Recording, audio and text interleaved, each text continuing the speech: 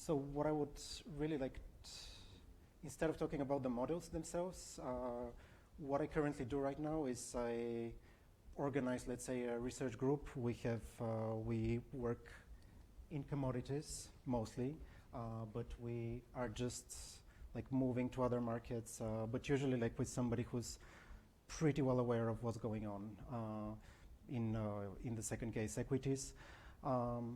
And we try to do interesting mathematics, and that's not very easy to do. Partly because there are a lot of fish in the market, and it's hard to find big enough pools of high Sharpe, of high P&L.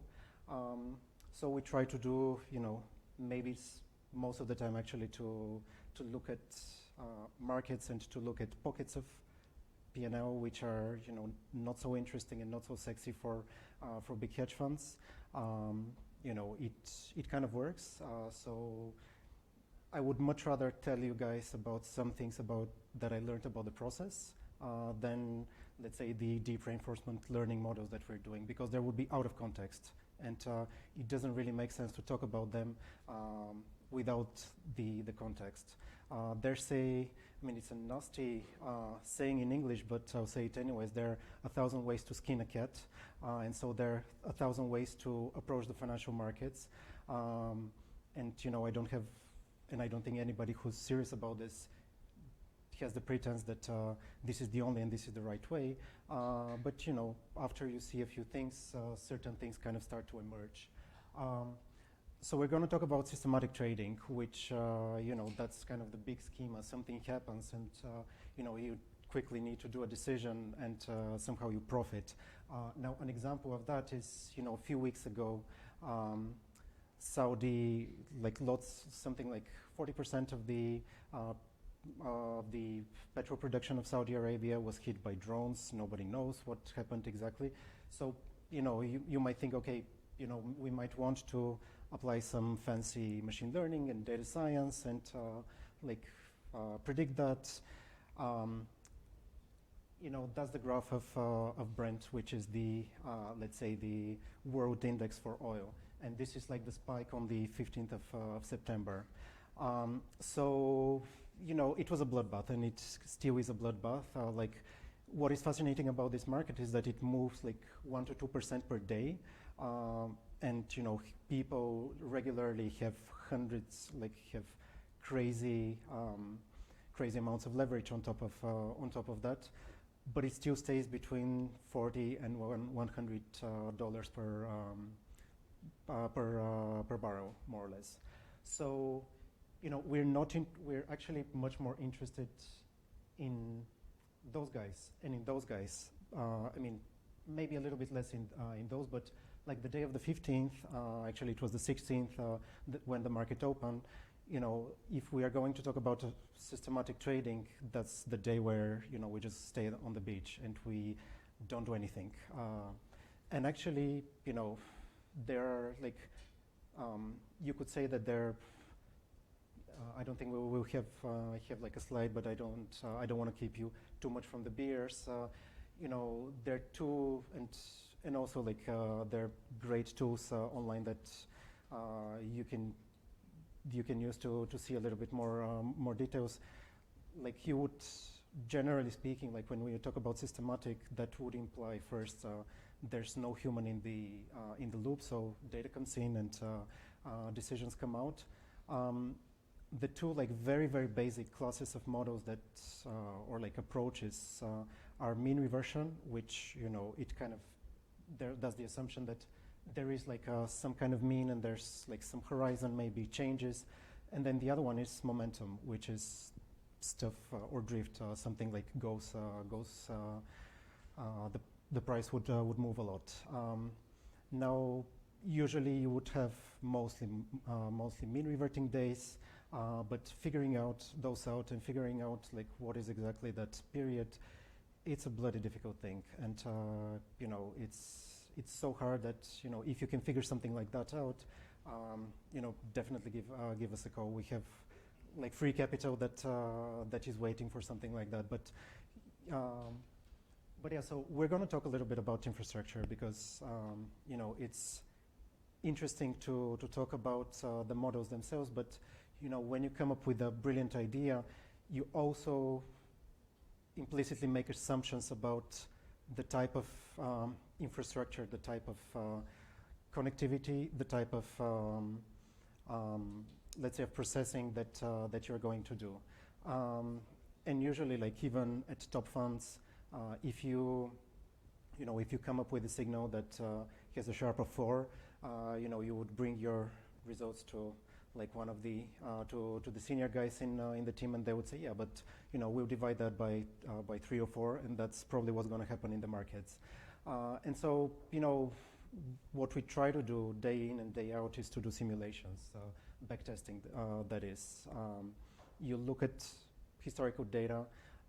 But we tried not to be too, let's say, dependent on it. But yeah, that's I guess like just like a very small subset. So like how like on one side you have the data connection side, on the other side you have the executor, which is kind of the link to your broker. And in between, like you have different signals. And I guess like the important part here is that okay. Once again. Okay. Huh. Strange. Да, нещо ами, дай да видим. Много странно. Okay. Може би е била много голяма презентацията. Не. Сашо. Ти можеш да се почва.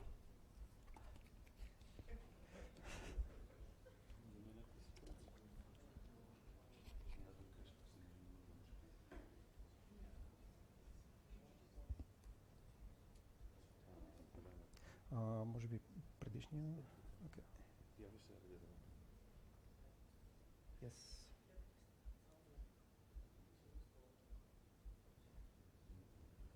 And yeah, so I guess like the point here was that it is like the most natural place to try to do any machine learning and to do any type of data science is when you try to develop a signal, right? You have an idea, like the incoming data could be price data, could be something else like alternative, doesn't really matter. And then you develop a signal, and that signal can be anything from days to milliseconds. And so the hard problem is, and it's really a non-trivial problem, and a lot of firms specialize in that, is how do you reconcile all those things, those different signals for each asset together. And you can imagine for equities, it's a nightmare. You cannot model each equity individually. You need to like have a sweeping. You need to sweep everything with kind of the same model. And then like the backtester, the way you simulate, it can be as realistic as you might want. Ideally you would try to be as conservative in this very iterative process as possible, meaning like you're going to consider a trade only if you go through the whole level of the order book, and not just if you touch it. But technicalities which make or break an idea. Now, that's I guess like how a fund, like a lot of what is in a hedge fund, and on one side you have the people who do research. Other people look at the same problem and look at the same code base and think of it in terms of software. It's like even 10 years ago, like when after I finished with my research, I worked at they were a big family office in Western Europe. They were doing like this systematic approach to trading. Everything had to be written like internally from scratch, which meant like a lot of Java and like a lot of unpleasantness. Now, today, like this is I guess the nice thing, which is that there's a lot of infrastructure. Like first of all, Python is not only prevalent, but it absolutely makes sense. Pandas as many of you might know, was actually written by people who were employed at top funds, and Pandas as a package was developed because even people at those firms realized that they might need a little bit more. That's a little bit more of an effort that they can provide. Then like it's there's the whole like how do you manage that? How do you do that? And we're actually like right now we're in this part of the cycle, but on the other side, like that's for me the more interesting part, that there are many different data vendors, and what used to be those guys at the very bottom, interactive data, for instance, who would like it would cost you like an arm and a leg to get anything out of them, and they would actually ask you to have a continuous subscription, low latency, whatever it is. Today you can have data much more easily. Now, one key thing though is you might want to have better, like first of all you might want to reconcile different data sources, and for some markets, including stocks and including crypto, that's where you absolutely should do that, because some even the best data vendors, like what they have is not as clear as you might expect, and it is up to you to develop the tools to filter the data. To give you an example, something like 1% of the data that we have from like one of the really serious vendors that is related to the ICE exchange is kind of like we're not sure why it's there, and it's more than I personally thought. On the other side, like brokers, even with like a small sum, you can start paper trading. You can start simulating, and you can see, what you can come up with. I guess like this is where, and this is like the math for today, and it's really going to be not a lot of it. Partly because that's kind of how we try to work. I mean, it's like for us a small workhorse model that does a few things. This plus, let's say, like a few small additional details, like for instance some rolling horizon, which take care of big jumps. That's what like people who would start working with us, that's what they would get.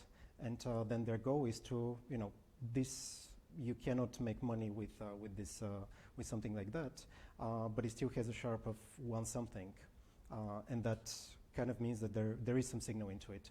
And so the goal of the like young researcher is to double that Sharpe in the period in the next few months. By the way, does everybody know what is a Sharpe ratio? Okay, so it's a measure of excess return. It's it's a measure of excess return. How much a certain signal, how much a certain decision is returns compared to the market, to let's say a risk-free rate, and the risk-free rate right now is absolutely 0. And of course, you normalize this by some volatility, and it's kind of the benchmark. A lot of people wouldn't consider anything under with a Sharpe under 1, and usually, that's where things start to be interesting. Now, this goes on the other side with the question of capitalization, like how much money you can throw at it, at that signal, and so these are usually like some of the tools people would use, and it's. These are some things that you could try to do. Like you can see, does it mean reversal most of the time in that particular market or not? When does this simple toy model fail? And people who are familiar with reinforcement learning would certainly know that there's this whole idea of baselines, right? You try to develop like a super simple model where which would allow you to kind of track the performance of more complicated stuff that are not easily interpretable, and by not easily, meaning like not at all. And so this is actually like how we also try to work internally. Um, Now, just like a quick note or two, because there's a lot of the times there's some confusion. High frequency, what is this high frequency trading that I'm talking about? High frequency trading would be like part of systematic trading, but when you try to do high frequency trading, you would generally try to model an interval which is under a tick. A tick is like the minimal amount of let's say information and the minimal amount of decision that in between on the exchange level. So every tick would be, move the price up and down, and stuff would happen. Trades would be made, etc. So, if you try to model like something shorter than that, you would generally be working towards, you would be doing high frequency trading. Like the fascinating thing about what those guys do is that there's like almost no statistics in them, in their systems, meaning that, everything is either very optimized for execution, like they would, everything is, all of their code is rules, hard-coded rules. If the market does that, do that, etc. And so, there's not a lot of statistics involved. There has been a lot of statistics in developing those systems, but when they're deployed, there is no, it's just like a graph. And so what people would usually do is, rent either collocate at their broker, use FPGAs to make decisions faster, etc. It really depends on the market. You do use some statistics sometimes, but that's when you go into a corner case and you try to figure out, okay, what went wrong. And on the other side, there's the other extreme, which is statistical arbitrage. That's the bread and butter of big hedge funds. Here we're talking about systematic signals for thousands of different instruments, and those guys, some of the signals, they are as long as a couple of months or years even. Now the problem with statistical arbitrage is that they've been arbitraged away quite a lot, and in particular, I mean, you need to have pretty good execution, and a lot of the times they would, those guys would call the HFT guys to provide them with better market access. Now the problem with both ends of the spectrum is that,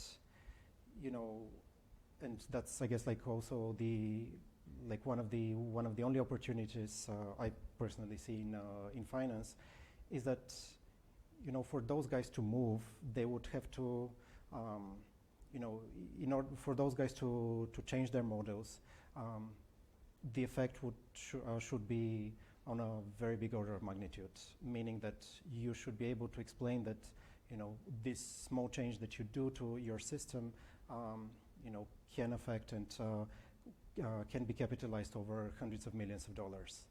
And so that's where the interesting part is, okay, if you don't have investors who want returns every single quarter and consistent returns, if you move, if your vehicle, like investment vehicle, is structured in a different way, maybe there is pockets of high Sharpe that could be that you can find. So that's kind of what we do. Like a few words about backtesting and simulations, because looking backwards, I really wanted to show you one graph, but I'll actually put it in the presentation when you guys email it. Like in 1990, imagine putting a state-of-the-art model that works today and unleashing it on the date of 1990. Of course, there's going to be a lot more arbitrages, and there would be a lot more P&L coming out of it. But that's not really what we're looking for, is it? What we care about is future performance, and not only that. Every single time when we invest in the markets, we actually change what's the dynamics. Of course, not at a pigeon scale, but you get the point. So, the only way to really measure performance is looking forwards. And of course, you're in a battle with a lot of other guys, so it's kind of important to keep on working again and again on those models. But one thing which really struck me at most places I've seen is that a lot of what really success went long. We're talking like long-term strategies, like 10 years or so. There is a lot of logic to them, and so the statistics, they're not everything. You start with some pretty good understanding of the market and what might work or what might not work. For instance, if we talk about Brent and petrol, you don't want to touch the last few days before the product settles, because there would be like huge refineries that would dump a lot of instruments, and nobody knows what exactly is going to happen. So, usually you would look, you would try to look at for a lot of logic, and you try to encode as much as possible into logic. You don't need to be trading every single day. What you really need to is to trade consistently. And so that's, I guess, like the other hard part, because backtesting as a simulation, it in order to know what's the next best position, you need to know the previous one, and you need to take into account different transaction costs. That's the bid-ask spread, that's what you pay to your broker, etc. And so it's a very bad sequential problem. So it's kind of hard to put this thing on a GPU and to make billions of simulations and to make it run. And especially if you know that your execution is not going to be perfect. There is going to be some slippage. There is going to be some degradation of performance. It's like a really, really non-trivial problem. And so, yeah, that's, I guess, like the best you can kind of come up with. On one side, you don't try to like fit the model. You don't try to train on everything. You try to design a window which is suited to your strategy, that's suited to the market, whether it's you retrain every day or every month or whatever it is, and you go into this circular process that a lot of the data science folks probably know. Now the important part here is you try to stop much earlier than usual because you absolutely don't want to overfit, and not only that you severely underfit your models in the hope that you might not be making too many mistakes. And but yeah, usually if P&L, if sharp max drawdowns, they keep on, they are consistent, that's good enough. How are we doing with time, by the way? Is it all right? Should okay. In any case, like we're actually wrapping up, and it's so yeah. I would actually prefer if we get some questions. Okay, that's great. All right. Okay, thank you.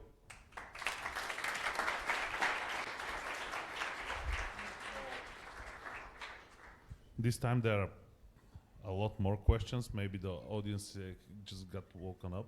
Okay. And I'm going to start. I do not guarantee that all of these questions are going to be asked now, but you can find Joru in the networking time. So I'm going to start with the one on the top. Stock market is quite time critical, as you said. Is it possible to beat after hours trading? And what actually happened on the September 16th? Yeah, sorry. In the example. Yeah, so let's start with the example. Some rebels, probably financed by Iran, fired missiles to the oil production infrastructure in Saudi Arabia and wiped out 30% of their, taking oil out of the earth capacity.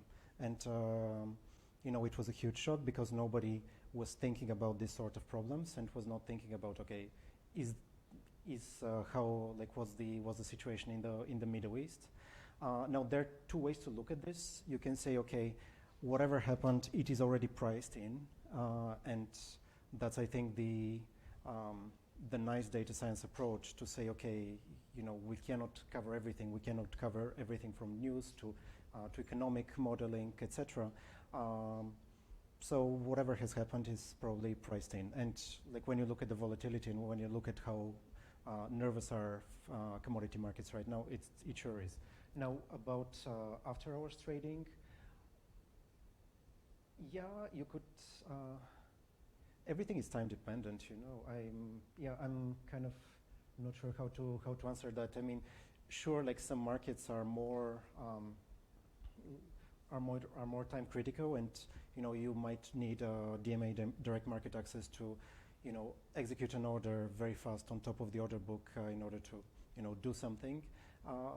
After hours trading, unfortunately, commodity trading is on 23 hours per day. So, it's traded in London, after that in New York, and after that in Singapore. Well, so not really after markets there. Yeah, not really. I mean, there's like, one Okay, hour. actually the same question, I'm going to connect it with Sure. the thing that you answered just. Would you consider using fully autonomous trading algorithm? We don't, like everything we do is fully autonomous. I mean, there's, if maybe, what do you think was the idea between like fully and not fully? Well, I would say if I connected with the previous lecturer, there is always somebody who decides who stays on the beach or decides to trade. Yeah, I mean, it's sure, but you do this, like, for me the question is, okay, apart from like catastrophic failure, like you reach a drawdown, you reach like the risk guys jump in and tell you, look, like you're not doing great. The models are supposed to run. There is somebody who looks at them, but only looks at them. All right, then continuation with the same line. What is your personal view on the too many systematic trading bots bringing volatility spikes to the commodity market, as well as all sorts of other markets, crypto market, stock market, there so are on? 2 points to this story. I mean, every big market has market makers. These are essentially huge firms that do this type of, that employ mostly bots or whatever you call them, models, etc. And they provide most of the liquidity on those markets. Now, Warren Buffett once said that, it's liquidity is a little bit like staying on the beach, and like you go in the water and while the water is still up, you don't know who wears swimwear and who doesn't. But when the water goes back, you see what's happening. So sure, like a lot of those bots are switched off during extreme market events. Is it bad or good? That's I think it's a very complex issue, and part of that is their liquidity taking strategies and their liquidity making strategies. On one side, you could provide liquidity, and if you're a market maker, you actually have some rules that you need to follow. Like you need, if people quote you and ask you, okay, could you please give me a price? They're gonna do that. Maybe you're not gonna like the price. So I guess like as a whole, I prefer the bots. I mean, compared to the Chicago Mercantile Exchange where people were shouting and throwing stuff at each other, I don't know what's better really. All right, I'm going to skip for now one, because I would like to connect with the previous answer. Sure. So how do you deal with systematic external risks factors like the trade tension and the geopolitical risks? It is, going on. I think it depends on, like, first of all, the market, but for what we do, like, we actually look at those, but we only look like a subset of the available data. Like, for instance, there's the Energy Information Administration in the US that allows you to have, like, thousands upon thousands of data series about the commodity markets, and you can see like the energy output in Iowa, etc. You don't need all of that, right? But I guess like the other point is you don't try to do everything. If the spread between the bid and the ask, if the market becomes too volatile, if the spread becomes too big, you just don't trade, and you just score it a day, and that's the systematic part of it. You need to have backtested for that, and you need to have some logic that deals with that. Okay, now we are going into the technical questions. Okay.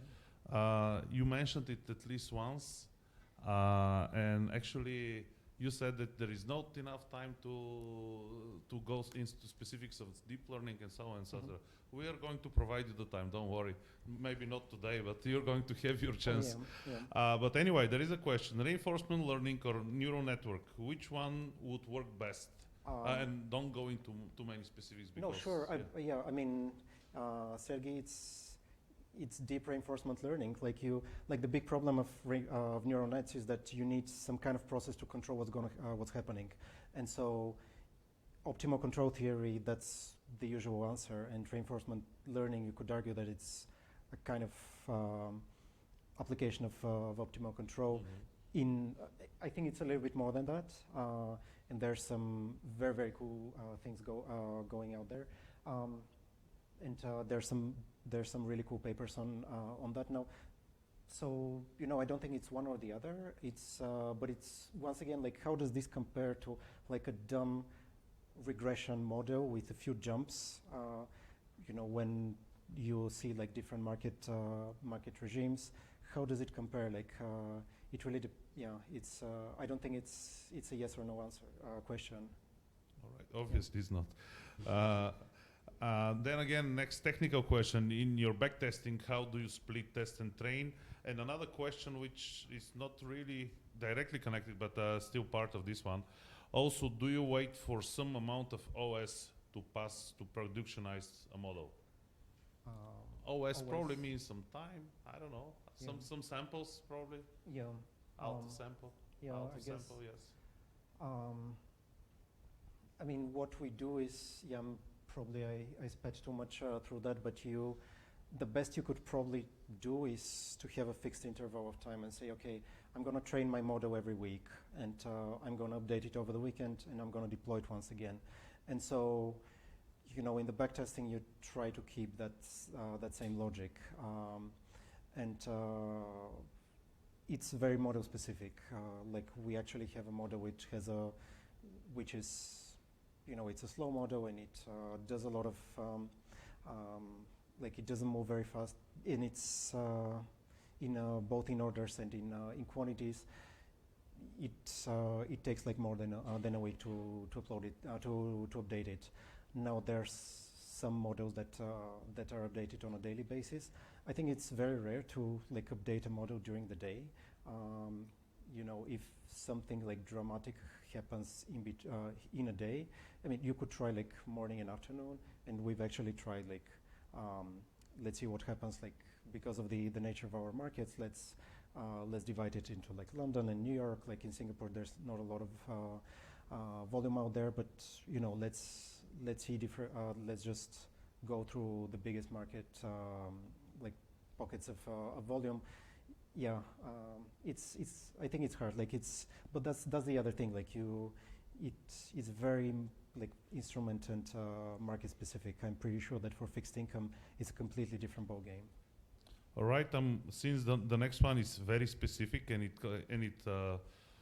is worth a lot of money, I'm going to skip one. The strongest signals. It's a trademark, I guess. Anyhow, how do you know when some signal is a result of data mining or is it an actual signal? I would say part of not only data mining, modeling, obviously. Yeah. Well, you look at out of sample performance, obviously, and also this cross validation where you need to have this pipeline which doesn't allow you to like look at the data directly. You need to have an interface that's on one side the backtester, but on the other side, like you don't just okay, this is the data I'm gonna like this is the cross validation. You don't use ready-made tools. It's much better to have an intermediary, kind of like an accountant that keeps track on you. So, yeah. Do you think that answers the question? I think that the chart that you showed on the last slide or the next to last slide was kind of the answer to this question. I guess this question was put up before Yeah. this chart.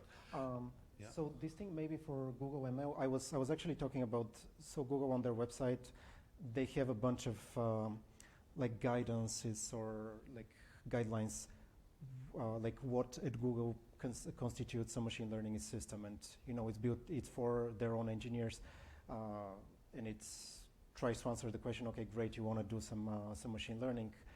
What are the steps to do that, and what are, let's say, the what do you need to do? Like, what are the baseline? What's the baseline research that you should have done before that?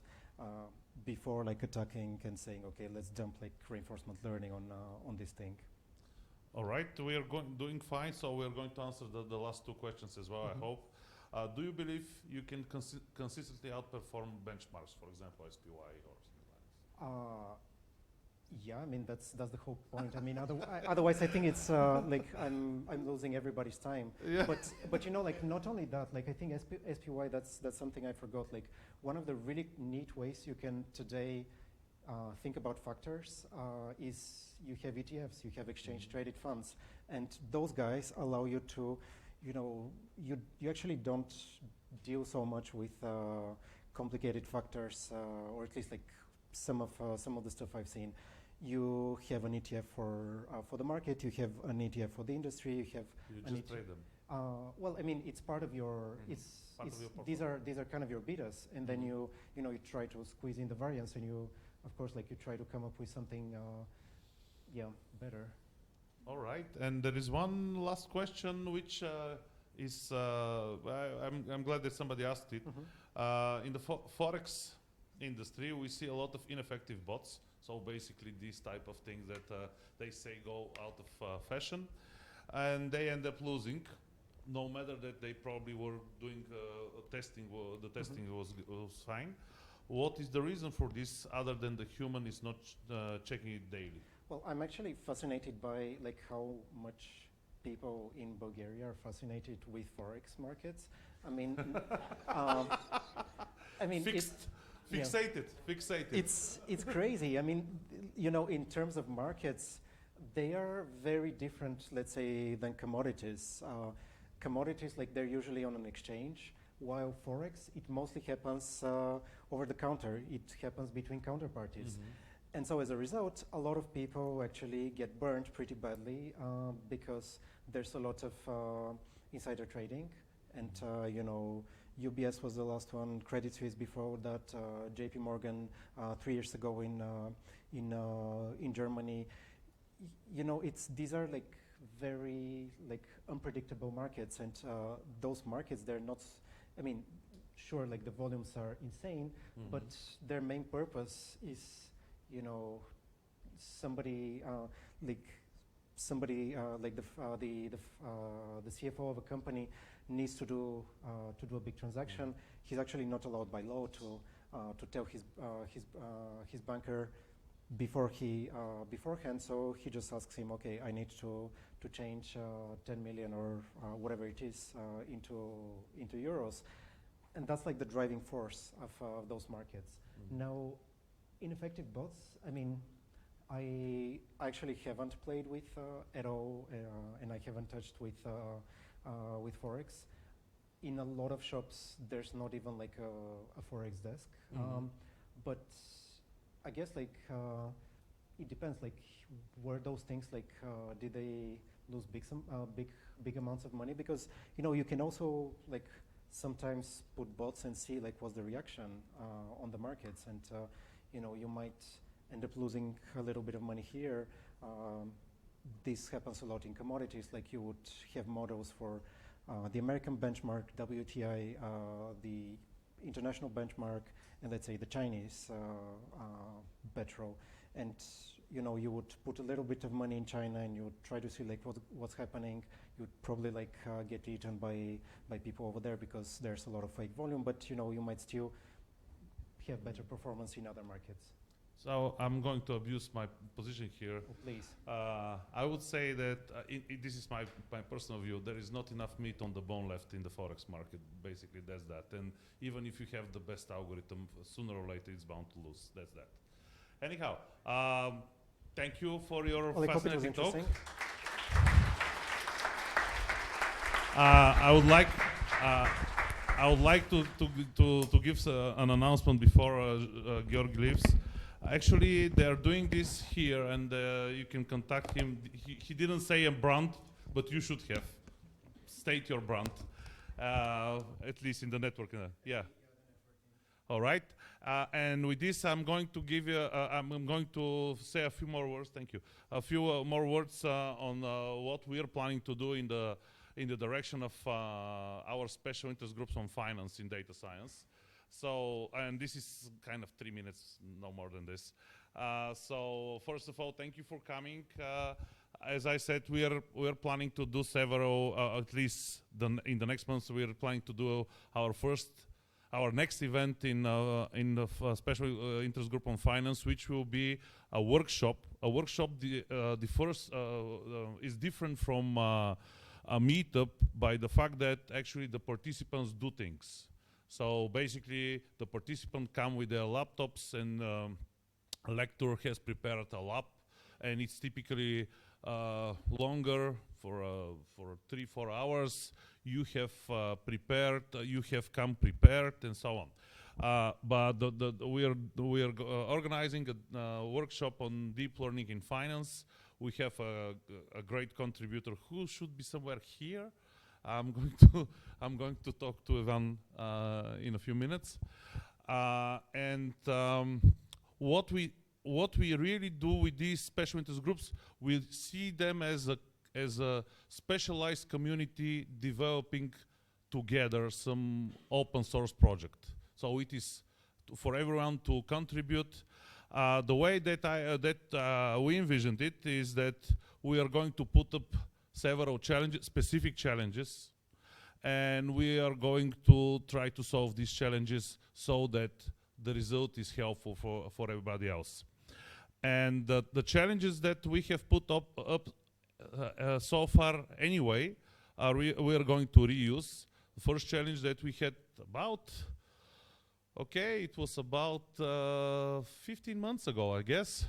It was our first academia datathon, one of the datathons that we did last year. The challenge there was actually algorithmic, first of all, prediction modeling and algorithmic and trading of cryptocurrencies. And we have, of course, saved the data set. I know that cryptocurrencies kind of faded out in interest lately, but still, we have a great data set that has a lot of volatility, which means a lot of opportunities for research. So this will be one of our directions. The other one, we are going to focus on the publicly available competitions, which are such as Quantiax, Quantopian, Quant Connect, and such, that they actually have data set, they actually have great prizes. Quantiax, I think they give away investment. This is not profit, but this is investment of, I think, $1 million or something like this for the best. Of course, there is huge competition, and several others like this. And my idea is that